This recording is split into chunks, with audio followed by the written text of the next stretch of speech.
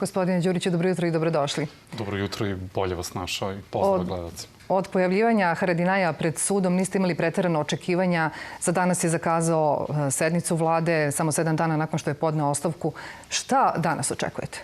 Pa sećate se da smo pre samo nekoliko dana govorili o krokodilskim suzama Ramuša Haradinaja i da i predsjednik Vučić govorio o tome da evo samo sačekajte da vidite da li će za 1, 2, 3 ili 5 dana da se vrati. Nažalost nije prošlo ni nedelju dana od njegovog odlaska u Hag. Vidimo kako je to prošlo tamo, koliko dugo je trajalo to i navodno saslušanje. I kao što se i prethodna 2 ili 3 puta ta stvar proigrala samo zato da bi se pokazalo da tobože i protiv Albanaca ima nekakvih postupaka, a niko na kraju ne bude osuđen. Isti scenario se ponavlja i danas.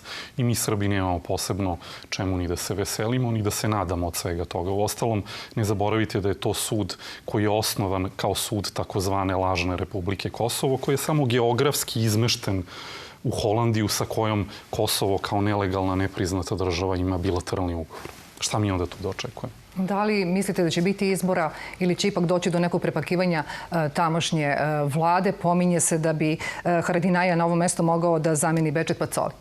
Pa, mislim da su Srbi na Kosovu i Metohiji dobili jedan dosta mudar savjet, a to je da se drže malo po strani sada kada je došlo do vrhunca sukoba i obračuna među albanskim političkim predstavnicima. Mislim da je to veoma ispravno. Dakle, neka se oni glože, a mi ćemo da se fokusiramo na ono što je nama bitno. Na unapređenje života Srba. Dakle, u ovom trenutku se realizuje 149 projekata podrške u okviru plana predsjednika Vučića i vlade Srbije za podršku Srbima. To je izgradnja novih škola, bolnica, puteva i ostalog. A političke razmirice među Albancima nisu nešto što mi bilo možemo da rešimo ili da uradimo bilo šta osim da sebi nanesemo štetu time što ćemo dodatno podjariti jednu šovinističku mržnju. Jer treba da znate da je tamo zaista na delu jedna višegodišnja antisrpska histerija.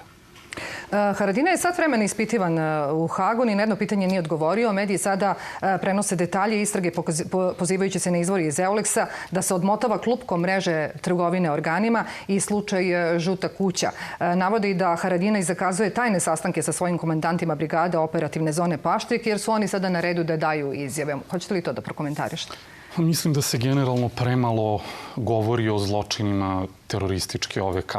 Nekako treba da poradimo malo više na toj kulturi sećanja. Gledam kako Albanci obeležavaju svaku čuku na kojoj je jedan terorista ispalio jedan metak prema srpskoj strani, a mi imamo bezbrojne stratišta kao što su Starogradsko, kao što su mnoga druga odakle su Srbi proterani, ostalom i sama Priština koja je do rata imala blizu 50.000 Srba, gde danas Srba praktično nema, ima nekoliko desetina starijih ljudi.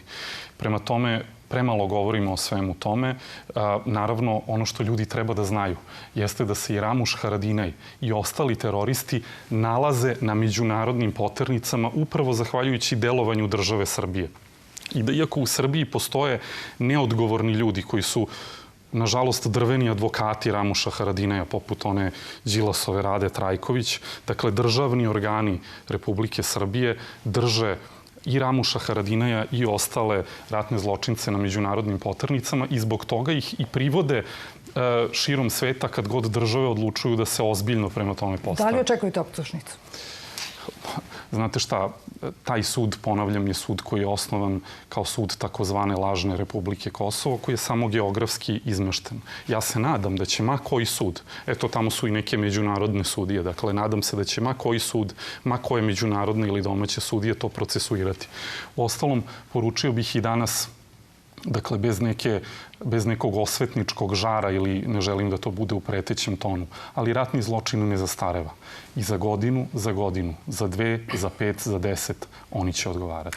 Kakve su šanse za povratak Beograda i Prištine za pregovarački sto? Juče je gospodin Han u razgovoru sa predsjednikom Vučićem rekao da će nastojati da pomogne da se taj dijalog obnovi. Da li on može da pomogne? Kako može da pomogne? Pa vi ste vidjeli da je Evropska unija i prethodnih meseci, dakle Evropska unija za koju znamo da u njoj ima više od 3/4, dakle 23 od 27, kako hoćete, ili 28, ako računate Veliku Britaniju, država članica koje su priznale jednostrano proglašenu nezavisnost. Pa ipak, čak i njeni najviši predstavnici prethodnih meseci govore o tome da Priština treba da ukine takse.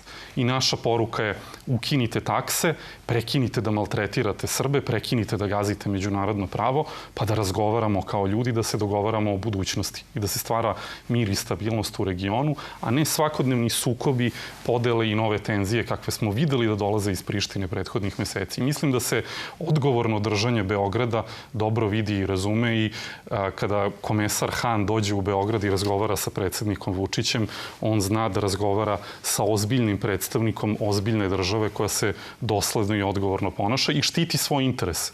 To nikada nije lak razgovor, zato što tu oni uvek dobiju pitanje: a šta, gospodo, radite sve ove godine i na pravima Srba i na njihovoj imovini i na sprovođenju zajednice srpskih opština i svih drugih stvari.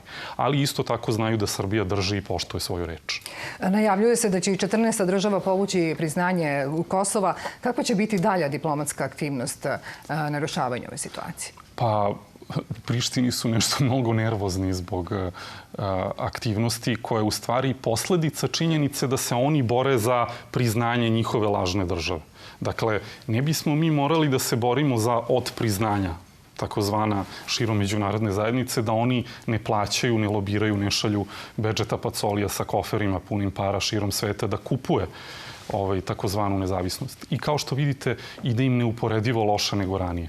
Dakle, za razliku od nekog perioda do negde 2012. godine, kada je preko 100 država priznalo tu lažnu državu, sada imamo prvi put 14 država koje su povukle priznanja, imamo 9 velikih međunarodnih organizacija gde je to članstvo sprečeno i Srbija štiti na svim meridijanima svoj suverenitet i teritorijalni integritet i mislim da mnoge države koje su ranije priznale danas shvataju da taj konflikt je daleko od toga da je rešen, shvataju da ne možete tražiti članstvo u Interpolu, a da pritom prebijate i hapsite radnike Ujedinjenih nacija, kao što su to radili albanski policajci na Kosovu i Metohiji, da ne možete tražiti članstvo u UNESCO-u, a da palite pravoslavne hrišćanske manastire i svetinje i da pokušavate da otimate srpsku imovinu i da predstavite Dečane i dinastiju Nemanjiće kao Nimani i ne znam nija šta. Dakle, ljudi u međunarodnoj zajednici, ako se borite, ako razgovarate i trudite se, vremenom polako menjaju svoj stav. I zato je važno što se to radi. Ogroman je napor koji zavređuje poštovanje i predsjednika Vučića i drugih nadležnih ministarstava, spoljnih poslova, unutrašnjih poslova. Dakle, ljudi se zaista posvećeno i marljivo bave tim. Gospodine Đuriću, hvala vam na ovom razgovoru.